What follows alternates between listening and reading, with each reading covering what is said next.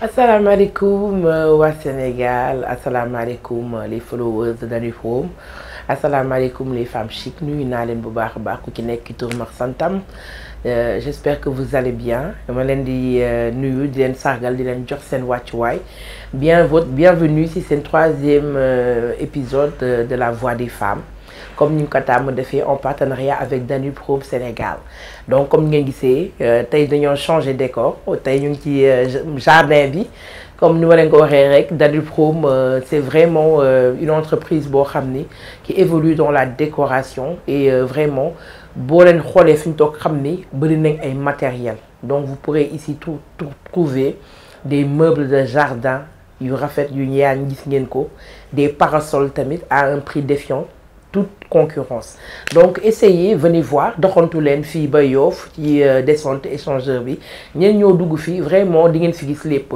vaisselle am na fi parce que koor gaa ngi ñëw koor gi ñëpp xam nañ ni dangaa war a togg xëdd te togg xëdd bi ñu ci bëri bëgg ñu togg ay sauce ak yenn yi donc vous avez des matériels lépp loo xam ne di ngeen mën a defar ay plats yu simple neex et bien fait fii la am fii ci Dany Home ñëw leen y a les couettes aussi y a les draps y a les rideaux les accessoires de cuisine les accessoires de maison rideaux lépp am na fi vous avez des tables à manger des salons des chambres à coucher ay luminaires vous avez même ay côté boo xam ni quincaillerie la de choix boo xam ni vraiment yu jóge ci dëkk yu nekk vrai ñu boole lépp fii nga xam ni moom mooy Dany Home Sénégal donc lépp lu waay soxla ba ci carreau sanitaire am na fi donc lii mooy Dany Home Sénégal des fois sax da ngay ñëw fekk vraiment les entreprises de décoration ñu limité mais ici vous avez tout pour votre maison tout pour votre entreprise tout pour votre magasin wala lépp loo xam ne rek bëgg ngeen ko décorer mu rafet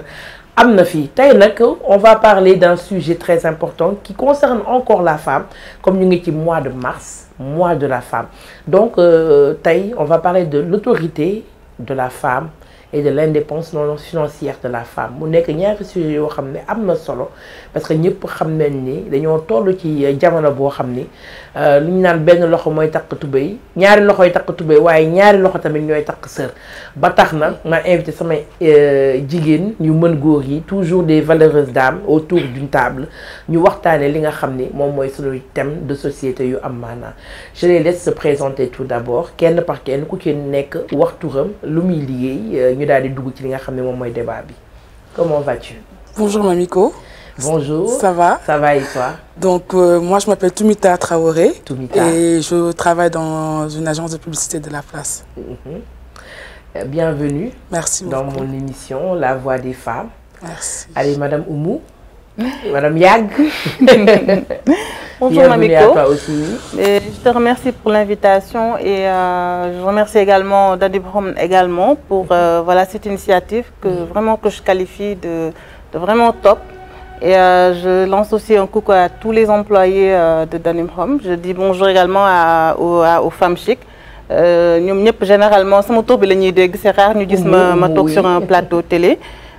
Ou voilà mi ngi noonu Mariam moo may def loolu nekk comme d'habitude voilà moi je suis juriste et spécialiste en communication et voilà je travaille dans une entreprise de la place tout en nekk c'est un peu dans beaucoup de choses tout en étant aussi admin dans Femme Chic. Dans Femme Chic. Voilà.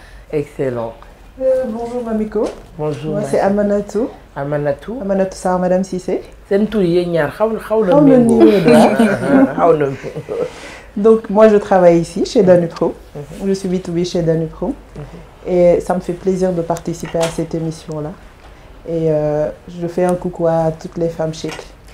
mi ngi noonu gis ngeen que de valeureuses dames xale yoo xam ne macha allah bu jàng jotee jàng ne ba liggéey jotee ñu ngi liggéey am seen fulla ak seen personnalité mais aujourd'hui la femme qu'est-ce qu'elle représente dans notre société sénégalaise ban autorité la jigéen am fi nga xam ne mooy sunu réew Sénégal. Thème bu intéressant là parce que aujourd'hui c'est un thème je pense qui me tient beaucoup à cœur. Parce qu'aujourd'hui au Sénégal donc j'ai l'impression que les femmes ne sont pas à leur place. Jigéen dina jàng liggéey jaar fu ñu ko ñu jaar ko fu ñu ko war a yaree mu nekk am ay responsabilités et tout mais au sein de la société je pense que, en tout cas ici au Sénégal, les femmes n'ont pas aujourd'hui la place qu'elles méritent. Elles n'ont pas aujourd'hui, on leur donne pas aujourd'hui l'importance bi nga xamantene ak pouvoir bu nga xamantene war nañ ko war a mën a am fii ci société sénégalaise. Elles ont beaucoup de restrictions. Elles ont beaucoup de restrictions. Elles ont beaucoup de restrictions. Certains diront que après, les gens mettent beaucoup en avant l'aspect religion. Les gens mettent beaucoup en avant l'aspect culturel. Mais aujourd'hui, je pense qu'on a évolué, les mentalités ont évolué, les sociétés ont évolué. Et je pense que l'évolution, nous nous amé, non le aussi rôle avec pouvoir ou en tout cas place bi nga xamantene mom la jigen wara am ci société bi évoluer walé. Mais j'ai l'impression que c'est le statu quo. C'est le statu quo dans les maisons jigéen elles sont toujours, moi je pense que il y a toujours cette instrumentalisation de la femme qui est là, qui fait que disons dañu japp nañ ne que jigéen aujourd'hui c'est juste toog nekk à la maison toog yekk, tu vois, elle supporte beaucoup trop la charge mentale dans les foyers, dans les maisons, ñoom ñooy togg yekk toppatoo xale yi toppatoo xale toppatoo njëkkee. J'ai l'impression de dire que sang ak boot njëkkee rek ak góor lañ deful, tu vois. Mais elles am nañu sang mais loolu rek lañ defal. Mais aujourd'hui charge mentale u kër yëpp jigéen ñi ñoo koy yore. C'est comme si après jigéen moom du nit, parce que moom da ngay liggéey, par exemple sa jëkkër di liggéey ngay xëy liggéey moom mu xëy liggéey. Tu retrouves, vous retrouvez à la maison, toi peut-être tu descends un peu plus tôt, nga wàcc yaa ngi si reer bi soo paree si reer bi yaa ngi si exercice su xale yi soo jugee si exercice su xale yi après peut-être que moom du wàcc gum tu es obligé après toog xaar ko mu wàcc su wàccee peut-être julli faire ces choses ngeen reer loolu yëpp après toi peut-être 22 heures dina jot et tout. Il y a beaucoup trop de choses que tu fais qui font qu'après, boo leen demee tëddi, tu te réveilles encore à 5 heures du matin pendant que lui il dort, tu t'occupes encore des enfants. Balaa réveil 5 heures du matin sax, il y a bu ko tëb parce que c'est important, parce que tey jii da ngay gis koo xam ne jigéen la mu liggéeyee ba wàcc ñëw dafa reer toppatoo xale yi xool seen leçon yi ndax jàng na, parce que d'habitude góor yi dañu naan to yaay war a xool yow yaay jigéen yaa war a xool jàng xale yi ndax ñu ngi jàng na ils ont fait les exercices ils ont fait nga pare taag reer mu ñu pare nga brosu lal yi ñu daal di dem sangu dem tëddi léegi tëdd jot sa bopp di metti ñu ne la non malaaka bi da lay rëbb boo nee non boo nee non munuma sama bopp day metti wala munuma malaaka bi da lay rëbb. dama ko tëb en fait, mais ça en fait partie. Donc loolu yëpp nga war ko def après war a xëyaat encore 5 heures du matin toppatoo waat xale yi ñu jàngi et tout. Toi à aucun moment on te demande comment s'est passée ta journée de travail. Est-ce que tu as eu une bonne journée? Est-ce que au travail ça s'est bien passé? Alors que tu supportes déjà la pression au niveau de ton travail, dans ton travail, et nga war a wàcc aussi gérer pression familiale boobu noonu. Pendant que moom su wàccee soo ko laajulee est-ce que ta journée s'est bien passée dina nekk waa toppatoo woo ma faale woo ma lijjanti woo ma. Alors que toi aussi tu as besoin qu'on te demande comment s'est passée ta journée. Parce que des fois tu passes des journées pas très cool au travail. Mais tu viens, tu prends sur toi, tu essaies de ne pas ramener le stress du boulot à la maison, toog bu na gérer xale yi et tout. Donc si toi aussi tu dois supporter tout ça, mooy instrumentalisation bi rek nga nar a xëy après même routine bi. day dem ba mel ni ñun amuñu xol. C'est ça, et on te met dans la tête tu ne te sens pas soutenu. Oui, vas-y. lu baax yow la, lu bon yow la. Voilà. xale yi bu ñu baaxee yow la bu ñu bonee yow la aussi. ñoom dañoo foog ne xaalis rek. Voilà, joxe fay scolarité yëpp ça suffit. duñ la dimbali si dara que ça soit te li si gën a ce qui est triste en fait c'est que les femmes aussi y participent. Ouais. Parce que depuis que ñun fii ci aspect culturel bi nga doon wax, on nous a toujours mis dans la tête que jigéen moo yor effectivement jigéen moo yor kër bu setee kër gi la et cetera ça c'est un autre domaine. Mais tey si tu as un mari qui t'aide sur ça, qui est là quand tu dis oui est-ce que comment s'est passée ta journée, qui t'aide dans qui t'assiste, qui t'aide dans les tâches ménagères, qui est là pour toi. Mais fii da ngay gis góor ñi seen yoon nekk ci. Ils sont égoïstes. ñu baal ma si wax bi ñu ma ko sañ a wax. bébé bi sax yàlla boo am bébé nag. il ne te soulage pas, il ne t'assiste pas. La nuit. C'est ça. am na nag ñoo xam ni ils sont là mais lu si bëri comment dire 80% des hommes filles des hommes sénégalais. quand tu accouches ils changent de chambre. merci dañ ma génne nekk seen wax boobu la ñuy wax.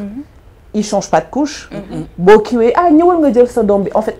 Quand ça va pas, sa doom la. Sa doom la, c'est ça. Quand ça va, suñu doom la. C'est leur enfant tant qu'il ne pleure pas. Tant qu'il ne pleure pas, tant qu'il est tout mignon, normal, seen doom la. Mais quand il y a du sale, quand ça va pas, c'est la femme. Donc c'est assez compliqué et c'est dommage parce qu'on nous a élevés comme ça. Oui. Parce que dès bas âge, on nous a mis dans la tête, nous les femmes, oui, jigéen ni nga war a def, tu dois être soumise.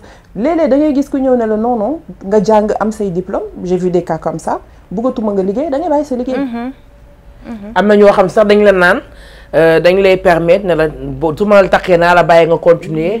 ñu takk la nga daal di ëmb ñu ne la mënoo boole ëmb bi ak liggéey bi bàyyil. il faut nga toog yar sama doom ëmb bi moom c'est calculé. waaw c'est calculé waaw. des fois daf leen jaral.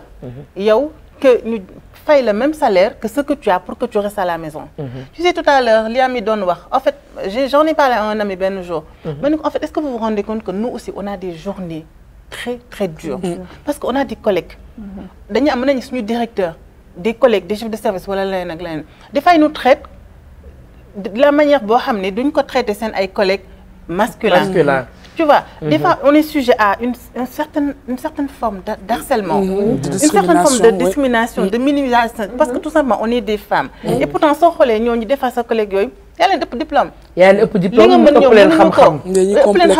mais ils ont un problème par rapport à ça. Et quand tu casses, quand tu râles, ils disent « Ah, féministe là ». Non, c'est pas du féminisme. C'est demander... Ouais, mais le Sénégal, loo wax rek ñu ne la féministe ñu ne la féministe nga. C'est-à-dire commencé nañ la socialement ñu ngi lay mettre de côté. ñu ngi lay teg de côté. ñoom pour ñoom quand tu commences à parler tu n'es plus une femme normale, femme sénégalaise. Féministe que Sénégal bu ñu nee féministe c'est pas une femme qui défend les femmes quand ils te disent féministe mooy yow. maanaam yow bokkoo ci jigéen jullit yu baax yi nga xam ne dañoo war a sëy soumise noppi jàpp seen ñàmbur nekk serpillère ñu leen di dëgg waaw lu am ñu dékku ko après da ngay dem ba nga xamante ni yow la femme tu te dis que en fait la vie c'est ça ma vie se limite à mon mari mes enfants et de bien me faire voir vis-à-vis la société vis-à-vis de la belle famille ak ñeneen et c'est dommage. La femme célibataire la femme qui n'est pas encore mariée, la femme célibataire. Et la femme célibataire nag moo gën a metti fii. Tu es indépendante financièrement. Tu as ta voiture, tu as ta maison, tu travailles tout de suite ñu ne kii de mu ngi def lii. étiqueté nañ la. am na lu nekk ci ginnaaw am na lu nekk ci ginnaaw. day baraal merci. Alors que yow dafay fekk yow yaa ngi liggéey ci mboos dur.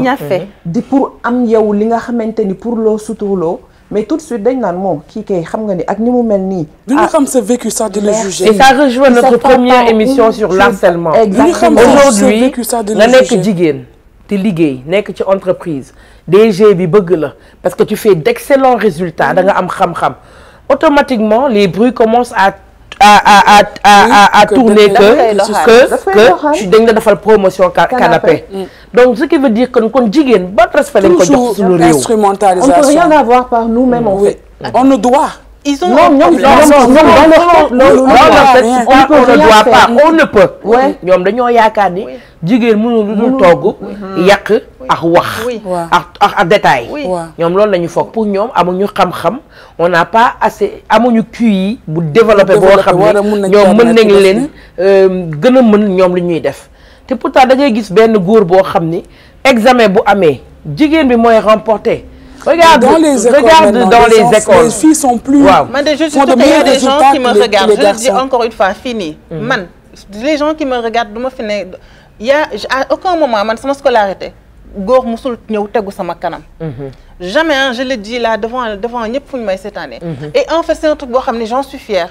Et tu sais même dans les entreprises tu te rends compte que même avant rumeur yooyu du jóge ci góor ñi des fois ci jigéen ñi leen jigee dañ ko naan ah moom elle est célibataire xool ko li muy solo xool ko li muy def xool ko machin elle est comme ça elle est comme ça. En fait automatiquement tu représentes toujours ce qu'elles ne seront jamais.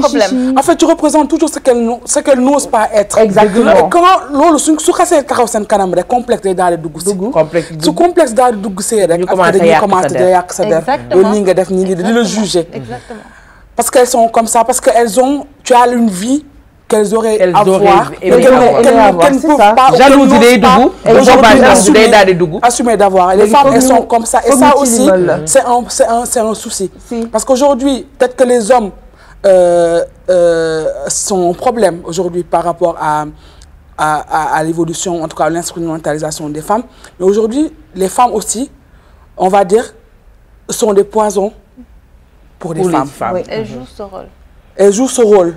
Et aujourd'hui, on n'a pas aujourd'hui cette solidarité entre femmes qui fait qu'aujourd'hui, on peut faire un bloc. Parce que tu auras toujours quelqu'un, une femme qui va venir te dire, parce que tout prétexte qu'elle a un mari et tout, parce que souvent c'est des façades. Hein? Oui, c'est des façades. Elles ne vivent pas réellement. C'est la qu'elle vie qu'elle déclare vivre et qu'elle montre au grand jour. mooy sagu loolu la olof di wax sagu. waaw sagu nag moo ñu jigéen Sénégal dafa mën a sagu. dañuy nekk ci biir nit ñi parce qu'elles sont madame telle elles sont truc ñu lay juger parce que tu n'as peut-être pas une situation matrimoniale comme ñoom ñu lay xool di la xool ay bëtu yow célibataire nga yow xamoo dara boo ñu def débat sax elles pensent que parce qu'elles sont mariées elles savent beaucoup plus de choses que toi di le juger di la def nii alors que c'est des façades. Des façades, ouais. C'est pas, elles ont souvent pas des vies qui font envier. Tu dois même pas les envier parce que tu as même bés bi dañuy sagu di masquer seen mal-être wala du lay xool di gis ne que yow par exemple peut-être dans une autre vie elles auraient aimé être ce que tu es, ce que tu représentes. La liberté que tu as. Voilà, mais ñoom mënuñu ko. Elles n'ont pas assumé. Elles s'assument pas. Oui. Et c'est ça, c'est dommage. C'est ça. Tu ne t'assumes pas, ne t'assume pas, mais laisse les autres qui osent s'assumer, qui savent vivre leur vie. Moi, j'ai une Sénégalais dafa mën a critiquer. dafa mën a critiquer jigéen buy assumer wu. C'est-à-dire au Sénégal, ils ne veulent pas que les femmes s'assument. Dès que tu t'assumes, di nga dégg caga nga. wala tubaab la. di nga dégg da nga gis sax ci benn quartier. Comme par exemple di nga gis ci benn quartier boo xam ni.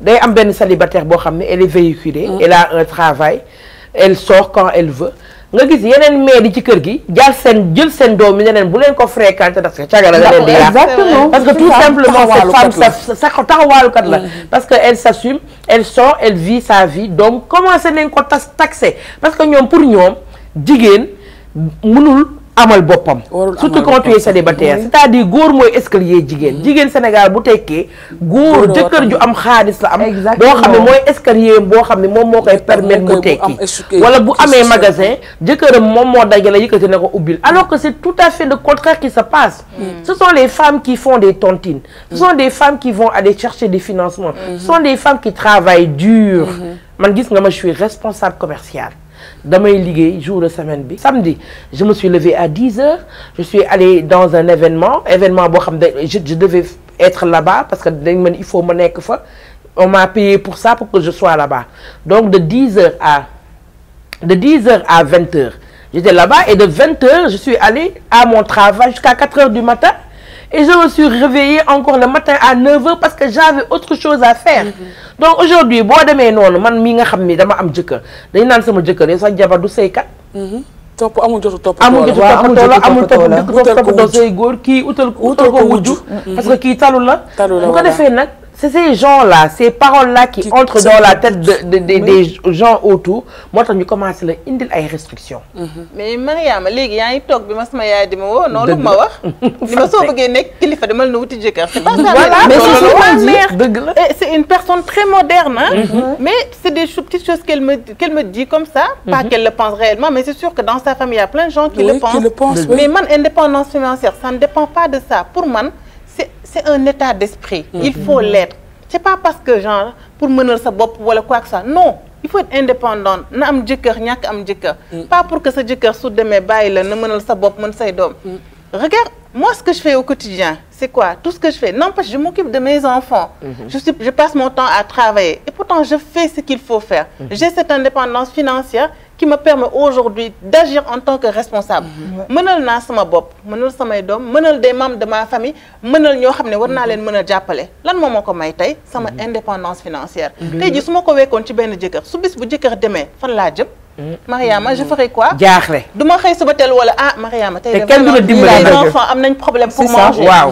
ah écoute les enfants mangent pour ah ak sama yaay dafa wax dama ko bëgg defal fii comment j'aurais fait quand on vous dit prenez cette indépendance financière c'est pas travailler ay féministes non c'est pour yéen en fait c'est pour vous les dames c'est pour votre avenir sans compter en fait la satisfaction du travail bien fait man su ma liggéeyee benn affaire quand je regarde un document je me dis c'est moi qui l'ai conçu mais je suis fière de moi exactement oui même avant même qu'on me fasse des éloges maa gëm sama bopp nag da ngay njëkk gëm sa bopp parce que je sais que c'est moi qui l'ai fait mais tey il faut nga gëm sa bopp pour ñeneen ñi mën nga gëm et c'est ça qu'on veut pour vous qu'on veut pour tout le monde en fait c'est pas parce que dañ leen di wax ah non dem leen wuti ji non non non oui jëkkër d'accord c'est le bokk jaamu yàlla am jëkkër bu la nopp neen nobante neex na de ah c'est bien hein c'est bien et tout c'est un complément ça fait partie de la vie mais soo gisul ku la ko defal soo gisul ku la mottali sa bopp matal sa bopp est-ce que tu sais ce qui est triste oui c'est que d'habitude les femmes attendent ba ñu takkal leen wujju ñuy door a commencer jooy commencer réaliser parfaitement il y a même pas une semaine une amie m'a appelée elle est mariée depuis longtemps je peux dire elle est mariée depuis 15 ans depuis 15 ans qu'elle est mariée son mari lui a dit bëgguma nga liggéey je ne veux pas que tu travailles aujourd'hui son mari xëy takkal ko wujju ci la fipp ne ko damay liggéey maintenant t'as plus rien à me dire parce que takk nga wujju lu tax ñun ñuy xaar déclic boobu en fait pour jug prendre nos responsabilités et travailler c'est vrai le fait que yow nga bañ a liggéey ça devrait être un choix qui t'émane toi c'est toi qui prends la décision que man comme Marème Faye Sall sunu première dame bi elle a pris la décision ne man liggéeyuma je préfère rester au chevet de mon mari et de mes enfants c'est son choix c'est un choix personnel parce que man maa toog ak moom et je me suis assise avec elle me l'a dit donc du loo xam dëgg ma ko nettali c'est son choix personnel et elle m'a même dit Mamiko est-ce que doo wax jigéen yi ñu sëy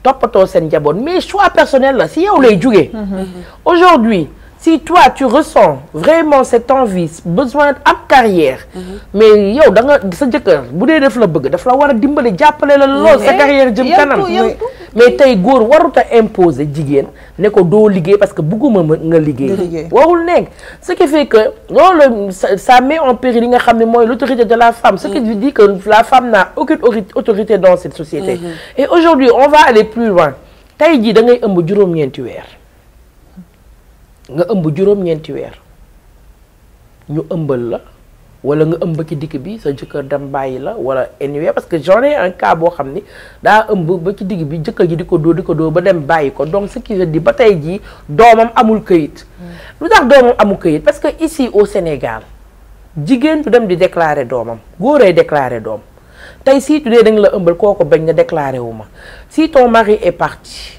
ne dem yoonam tu es obligé de faire appel à ton oncle ton frère ton père pour déclarer ton enfant mais c'est grave ouais c'est la réalité non mais Mamiko pour aller plus loin aujourd'hui tu vois des femmes yoo xamante ne dañ doon sëy peut-être yàlla weddi ñu am ay doom waa ji abandonné leen jàppalewu leen yónneewul pension dara femme bi ñefe ba xale yi peut-être màgg war a jàngi mais xale yi duñu génn dëkk bi duñu déedéet papa génn dëkk bi sans autorisation parentale génn dëkk bi sax moom sax boobay kii bi dañ daal ne wax avant ngay génn dëkk bi il faut nga am passeport loolu laa yow wax léegi moo am passeport pour ça tellement aberrant tellement révoltant que yow amoo benn njëriñ en fait tu n'as de père que le nom géniteur c'est ça le géniteur waaw géniteur rek nga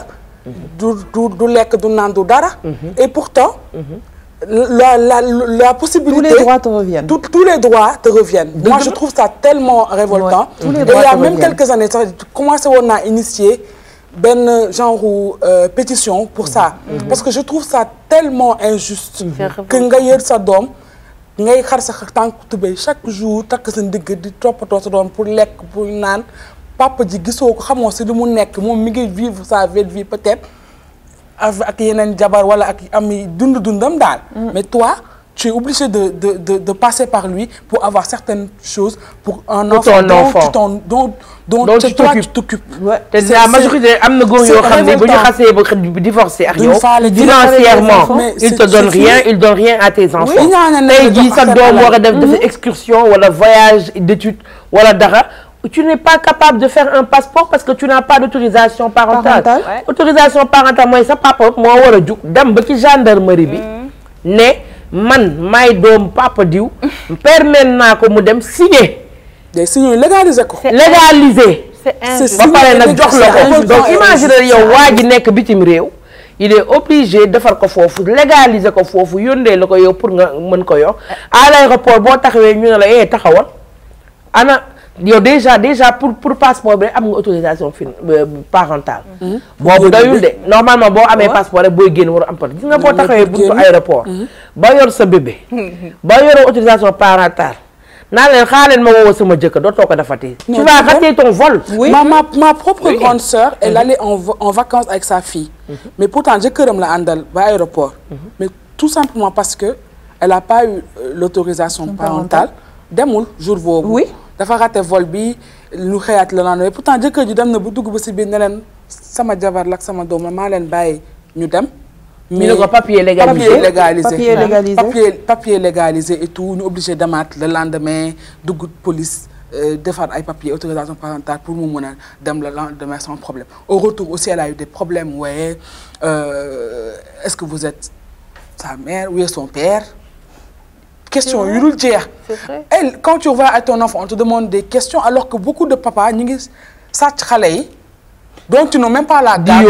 ci leen dëkk yi. dëgg la on a eu des cas on a eu des cas d'enfants chiens comme ça des personnes yoo xam ni seen jëkkër yi ñoo jël seen doom yi yóbbu leen bitim réew amuñu visa amuñu këyit pour mën a dem récupérer sa doom di ko souffrir sa doom ay tu perds ton enfant de vue pendant des années et des années ndax papa ji xëy na ne damay koy jël week-end jaarale fa yóbbu génne ko te doo si mën dara waa léegi noonu ñuy laajee jigéen autorité parentale mais lu tax duñ ko laajee góor lu tax góor tey jii mën na defar passeport doomam nëbbu ko tàggoo ne day dem parc jël avion dem sans que pour autant jigéen kii ko te à l'aéroport duñ ko poser benn question lui de boo xam dañ ko naan ana yaayam.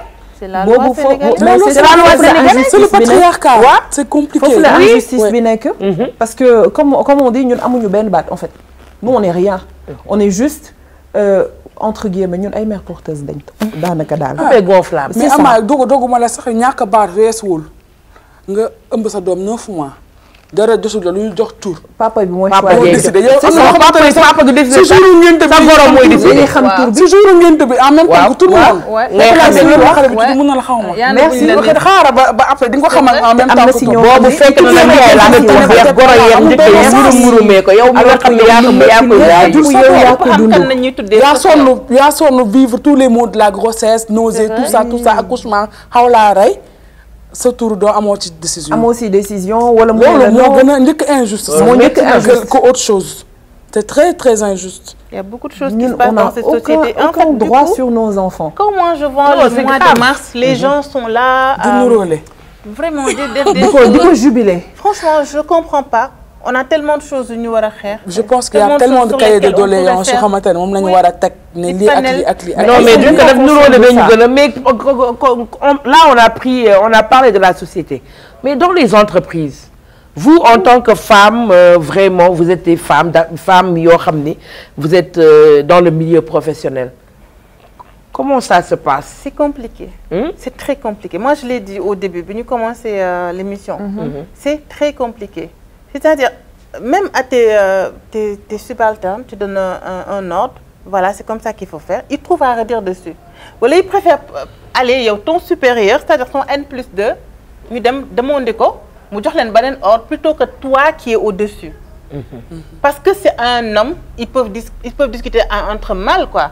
des fois tu entends dans les petits couloirs ah non Oumou laisse tomber dafa compliqué grave affaire de jigéen la te fekk na tu n'as rien de dans ce que tu leur as demandé de faire il y a rien de jigéen ni quoi que ce soit mais ils ont juste un problème avec l'autorité oui, de la femme. Ils ne comprennent pas de la femme. et même genre juste quand tu es premier peut-être chef de service chef de division ils ne comprennent pas qu'ils soient derrière toi ils ont ce problème ils peuvent même aller à ton yow ce directeur ou la personne qui te chapeaute aller raconter des choses parce que tout simplement tu es leur supérieur. Tu es leur supérieur.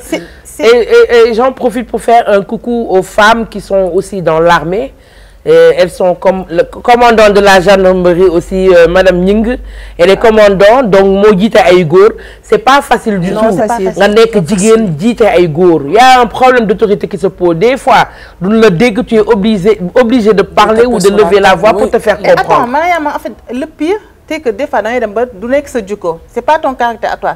Tu es obligé de faire ça canam, mais alors que tu aimerais vraiment travailler dans un environnement convivial où tu donnes des ordres à des gens qu'ils comprennent sans pour autant que tu sois obligé de faire la gendarme.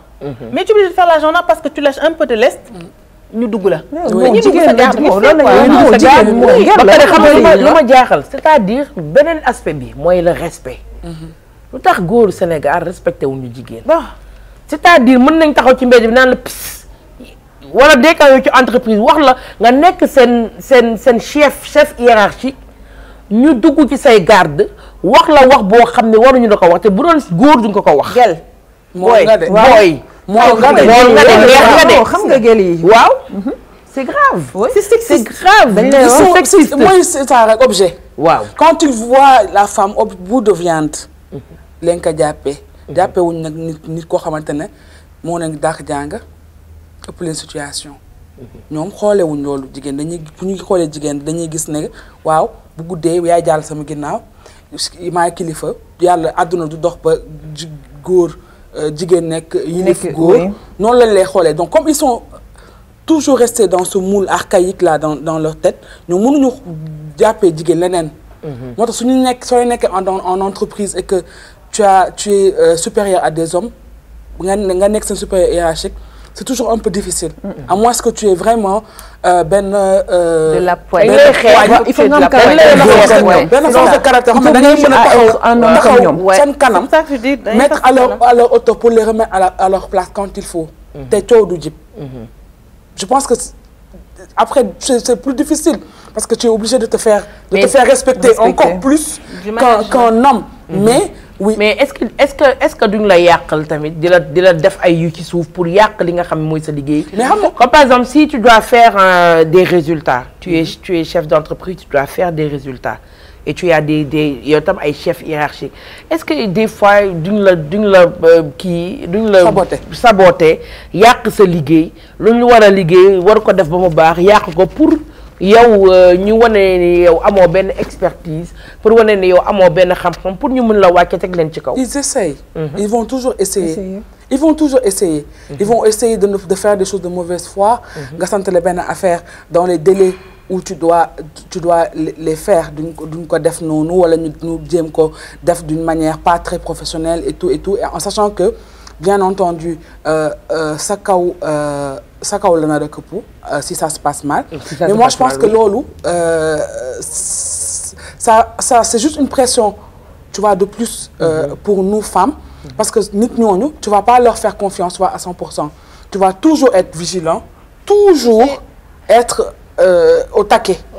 Toujours être au taquet, leur mettre la pression du suñu defee tu es toujours derrière pour voir et tout, tu leur fixes des délais et tout. Moi à chaque fois que j'ai eu en tout cas à travailler avec des hommes, je dirais pas que ça s'est tout le temps mal passé parce que tu verras toujours des gens qui sont complexés. Mais moi je pense que c'est une question de mentalité, une question d'environnement, environnement culturel, ça joue beaucoup. Ça joue, oui. Ça joue, milieu évolue, ça joue beaucoup. Donc quand vous n'avez pas les mêmes éducations, vous évoluez pas dans les mêmes environnements culturels, familiaux, ça joue.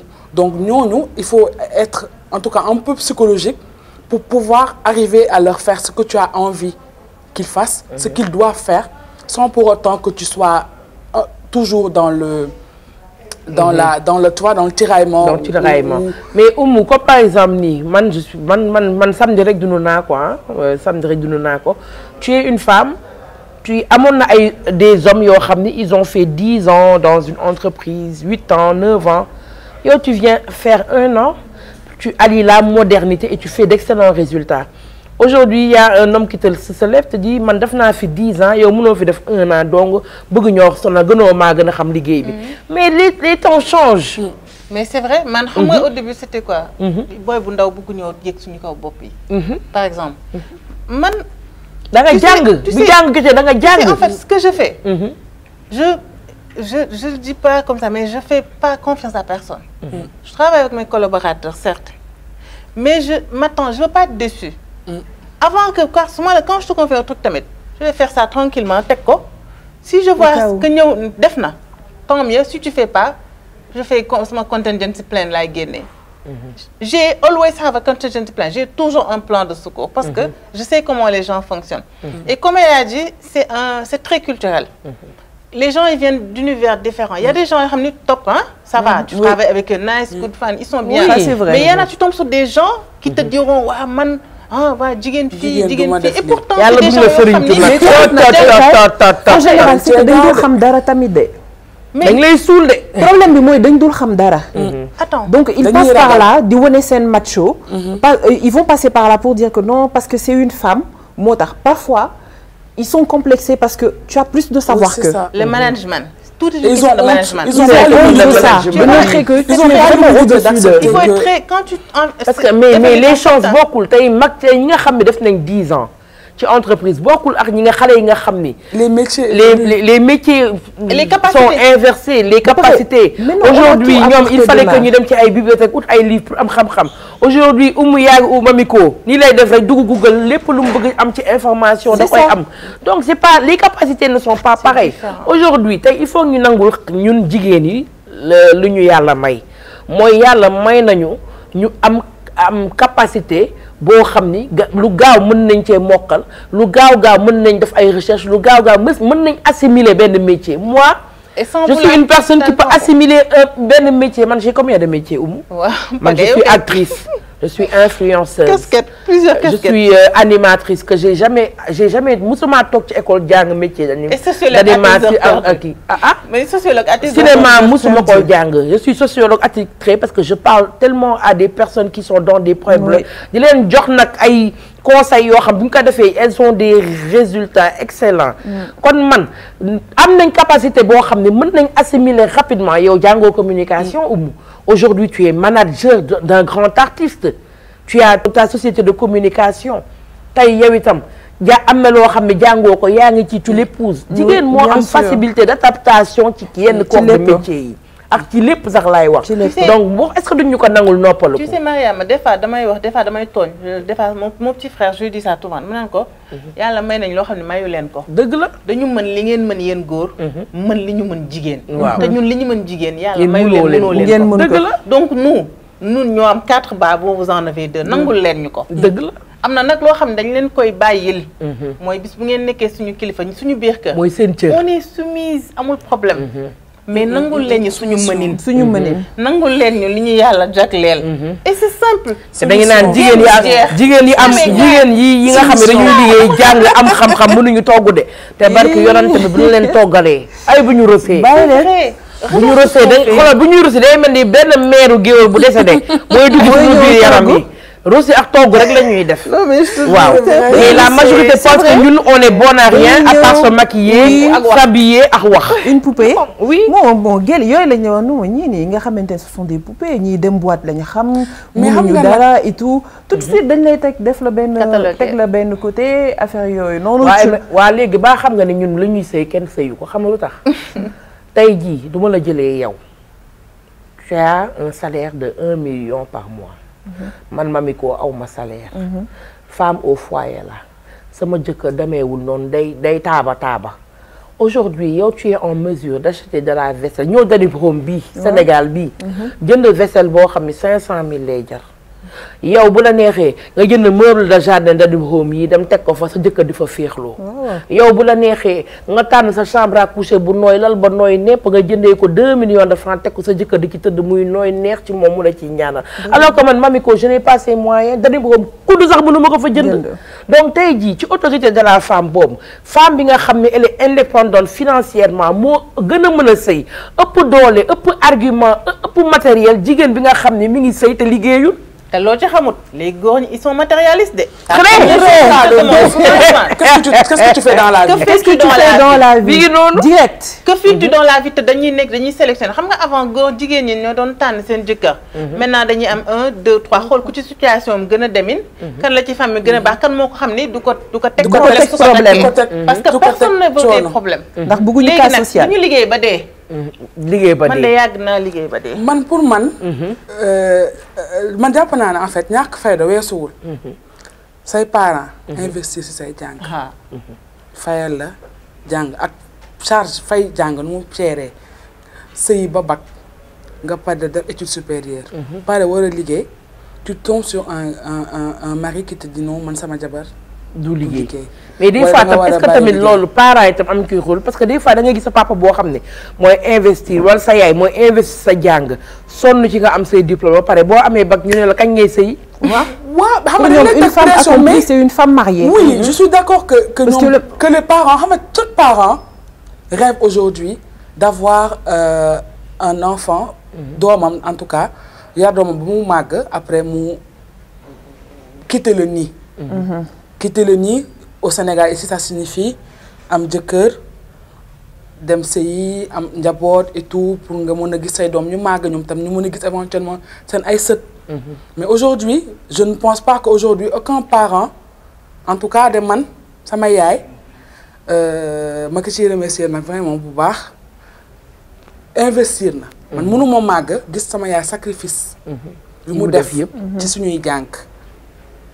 mu sacrifié ba nga xam ne sacrifié na pour fayal la jàng nga jàng ci ay école privée nga am bac dem université jàng tam ba am sa diplôme ngay liggéey déjà dañ lay yar ci nekk yar ci doylu ci amal sa bopp am sa fulay bopp amal sa am jël teel a am déjà ton indépendance personnelle dëgg la ngay mën a jëndal sa bopp say pour petits effets déodorant serviette hygiénique c'est parfum c'est la base. léegi sa jëkkër ñëw xëy na la bàyyi nga xëy am jëkkër mu ne la non man bugguma sama jabar liggéey yow pour yow jigéen bi boo ko nangoo da nga ñàkk fayda. dëgg la parce que góor yi est-ce que des fois ñàkk fayda la c'est-à-dire aujourd'hui sa papa wala sa yaay mayee la ba pare ne la kër gi mënatoo fay ñëw sa jëkkër ne la doo da ngay liggéey wala nga abal ma sama kër tu n'as pas tu sais pas quoi faire am na des fois ñoo xam tam manque d'expérience tam nekk mën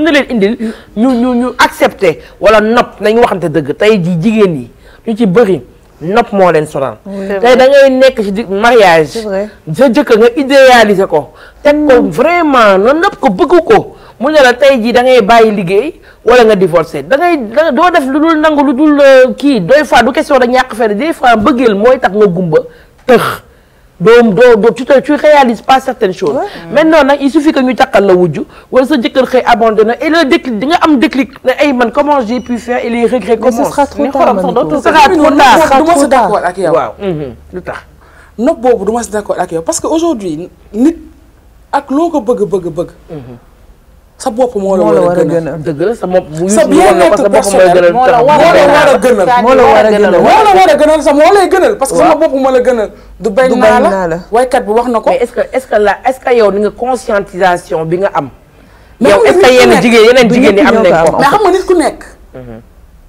même soo ko dundul am nga entourage bu ko dund waaw da ngay gis mais tu vois ce que les femmes autour de toi tes amis ta famille doo ko gis ils vivent am na yoo xamante nëbbu ñu seen bopp am na yoo xamante même suñu la ko waxul soo amee gis-gis da ngay dem femme da ngeen di gis non di nga ko gis femme si non y a des anneaux qui non li may wax mooy Mamiko li muy wax boo bëggee loolu doo ko gis da nga naan ñi dañuy créer doo ko gis yoo xamoo nit ku bëgg la am na yenn bëgg yoo xam ne di nga ko bëgg nit yaayam bi ko jur bu ñëwee wax la si moom nga bàyyi ko yow sa yaay bi la jur waa ji bu ñëwee wax la si waa ji da ngay bàyyi sa yaay bi la jur. y a des femmes yoo xamante ni.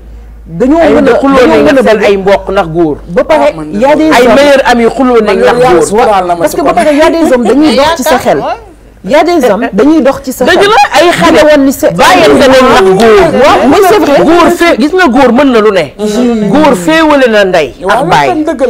féewale na naa sa ndey féewale na sa baay féewale na say xarit féewale la say mag féewale la say raq ba yeboo mer leen yéen a ko def ñu wax ko. ñoo koy def yéen a ko def ñu wax ko da ngeen doy waar ba pare góor moo graaw c'est un manipulateur né. c'est-à-dire bu xamee ne yow umu yàgg sa sœur la yéen a bokk ndeex baay mais moom mooy ubbi sa bët.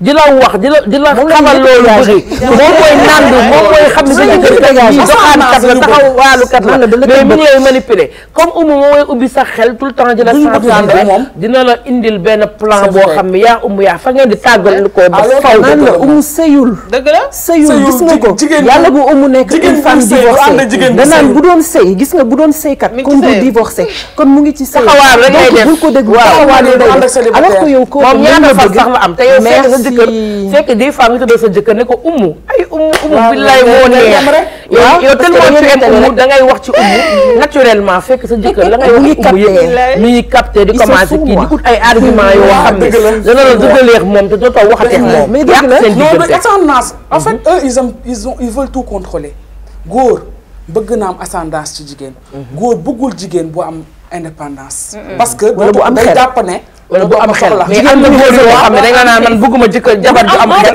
mais loolu lañ jabar ju jàng jabar bu muus waaw bëgguma jabar bu muus emprise la ñuy bëgg a am si yow moo tax le plus souvent duñu bëgg am ay jabar yuy liggéey wala jabar yuy mën a seen bopp wala jabar bu am tuuti bu mën a raisonner ñoom rek dama bëgg jaay yaa ma gën a yaa ma dàq jaay wala dama bëgg a jaay yaa ma ëpp wala da nga jàng garaawul ma sama yaay dafa investir samay jàng su ma neexee ma taxoon ne fièrement ne maa la dàq jàng loolu amul complexe. mais pour ñi am nga xam ne dañoo am problème autorité parentale ñi nga xam ni affaire puissance paternelle bi daf leen sonal parce que gisatuñu jëkkër. gisatuñu seen jëkkër yi disparaître dans la nature un jour comme ça je vais acheter du pain de ko gisati vous croyez que ça existe que dans les films non. ça existe ici au Sénégal am na ñoo xam ne dañoo tàgg seen jabar ne maa ngi jënd mburu ba léegi gisuñu seen jëkkër donc ñi nga xam ne tamit dañuy divorcer seen jabar de parce que dafanteex ñoom maanaam tey jii divorcé nga gën a belli sa teint gën a rafet nga gën a nice gën a am maanaa tey jii ñu bëgg laa kii ci xale yi naqaral ci xale yi foo war a dem ak xale yi war a dem Dubaï ak xale yi fërfalaa yu ne rek xale yi du dem donc il y a des solutions di le coin c'est l'administration légale donc c'est quoi la solution tu parce que am na ñoo xam ne xamuñu lu ñu war a def il faut chercher l'administration légale da ngay dem tribunal si vous avez pas d'avocat su fekkee mënoo leen trouver un avocat allez au tribunal renseignez-vous su ngeen ñëwee ils vous feront la requête.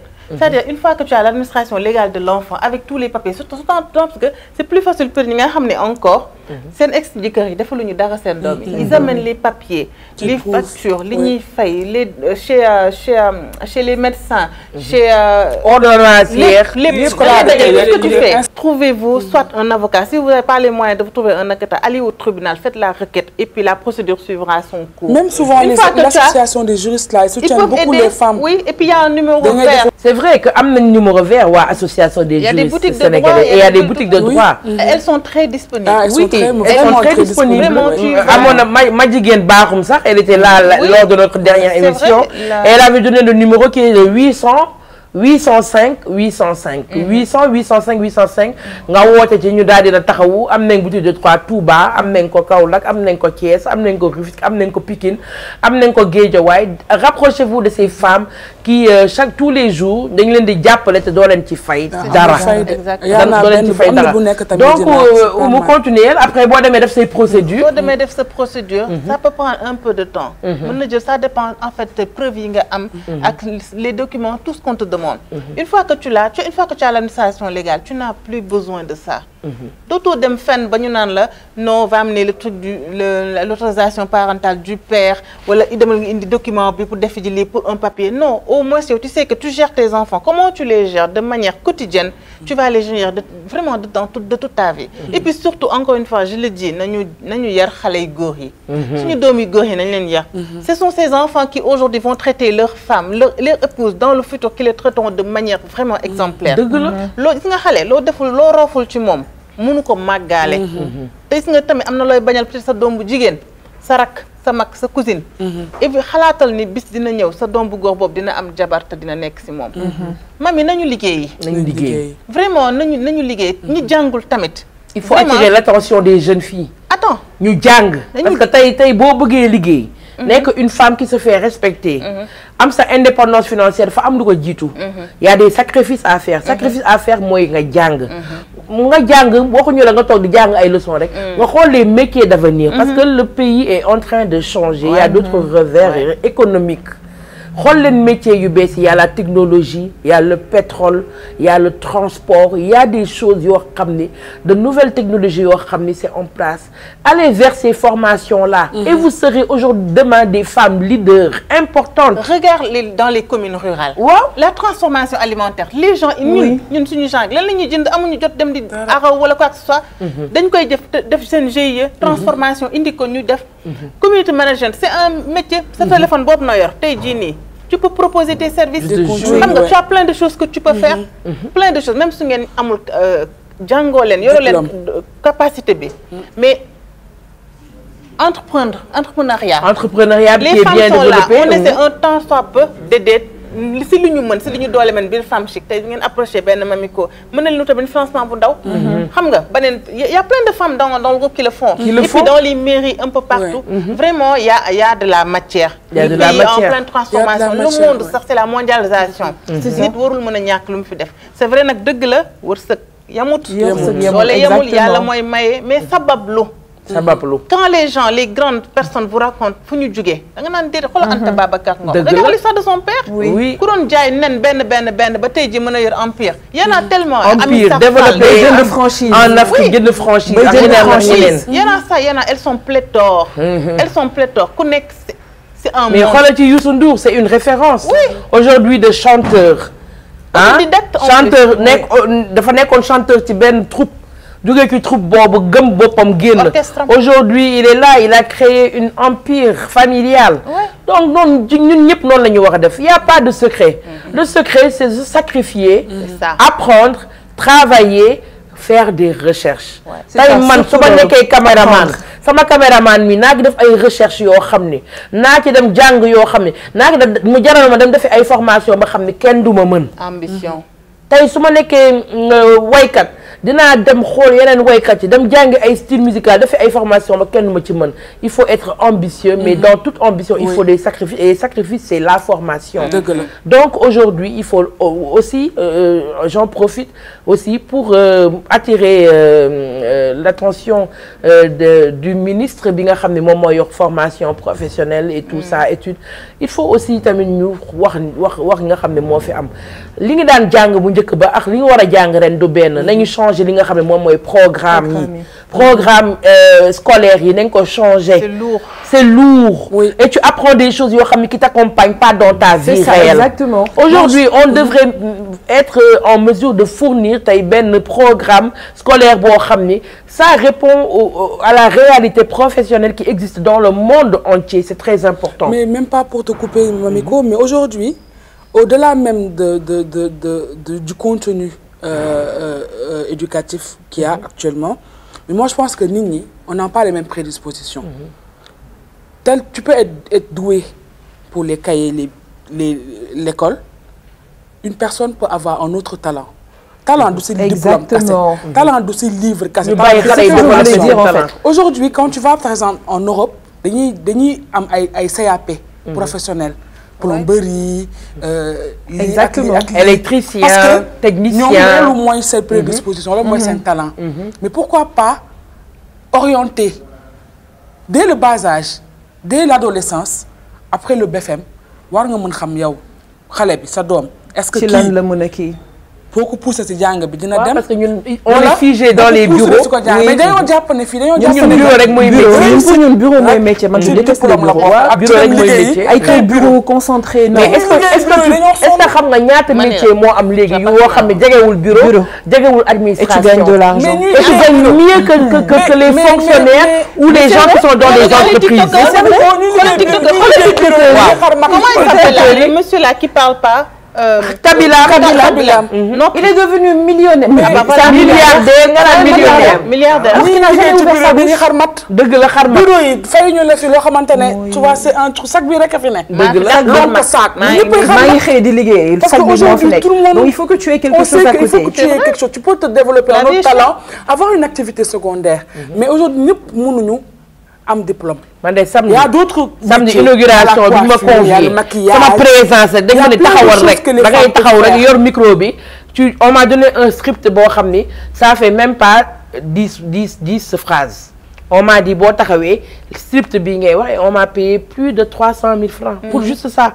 Donc il y a beaucoup de métiers yoo xam ne bokkul ci bureau bokkul ci loo jàng sa kaye li nga xam ne yow moi je sais parler je vais parler c'est ça je sais vendre je vais vendre. mën naa togg mais attends je cuisine à la maison c'est bon je n'ai rien à faire. damay togg ma jaay ko. dëgg la set na mën na. donc comme on dit il y a pas de sous-métier. y a pas de sous-métier même bu dee 100 francs moomal ko sa bopp. j'ai une copine qui me disait ça c'est une brave femme. dafay ñëw mun na ma gis nga Amanatu ma ni ko waaw mun na ma man on a tout dit sur moi. mun na ma ba keroog. Elle va se reconnaître nee na ma bi ma kooku mujjee wax ne ma ñu baal ma si wax bi caga nga daf ko ni ko bul ma jiiñ ci loolu. jiiñ ma sax ay jaay drogue wala leneen parce que loolu c'est pour les petites personnes ci nga may mën a jiiñ loolu parce que Dieu sait que c'est une bosseuse bàyyiwul dara. lu mu gis ni lii mën na ko apporter xaalis dignement elle le fait. mais est-ce que xam nga ne Sénégal fii góor yi booy liggéey.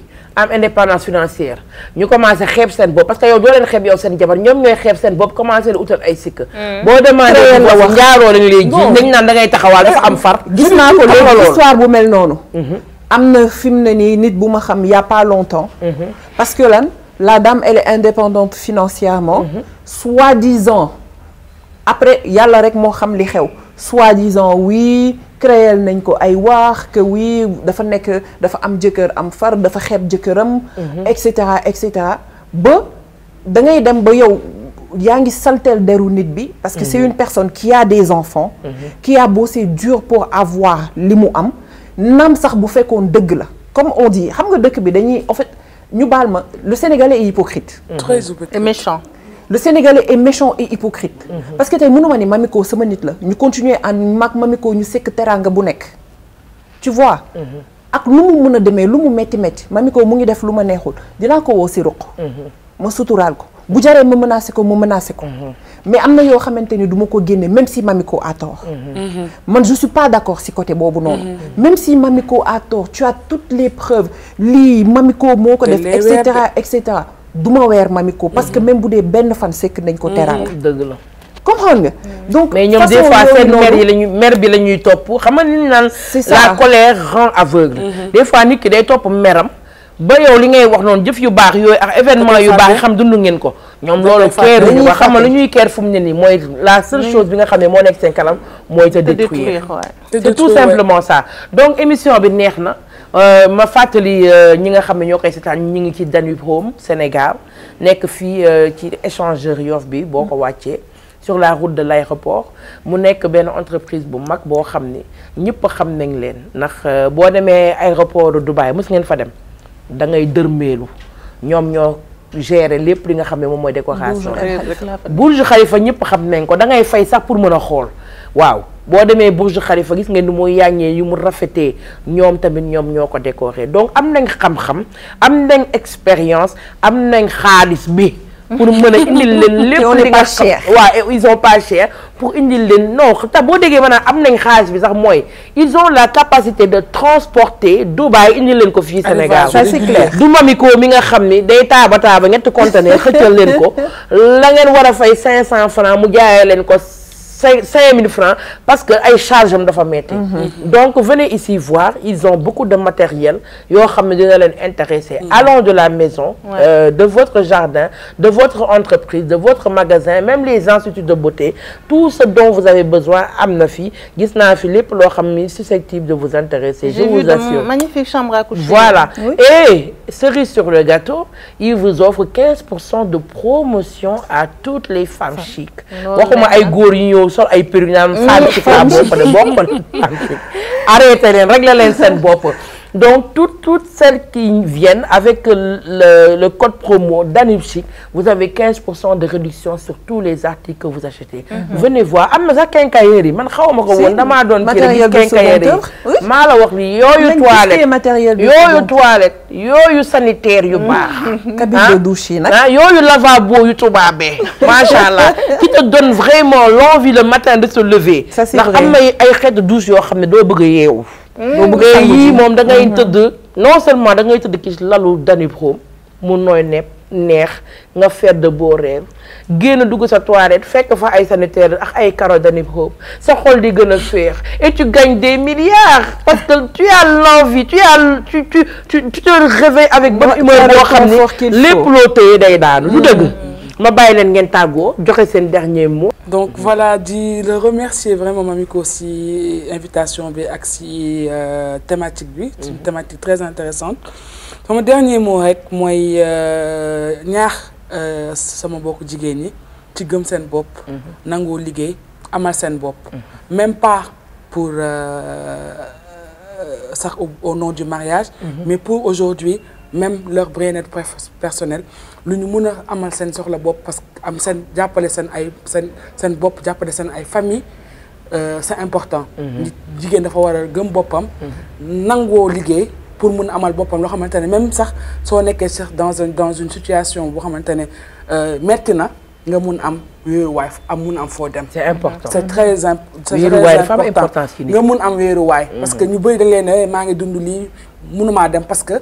amu fu ma dellu suñu kër exactement.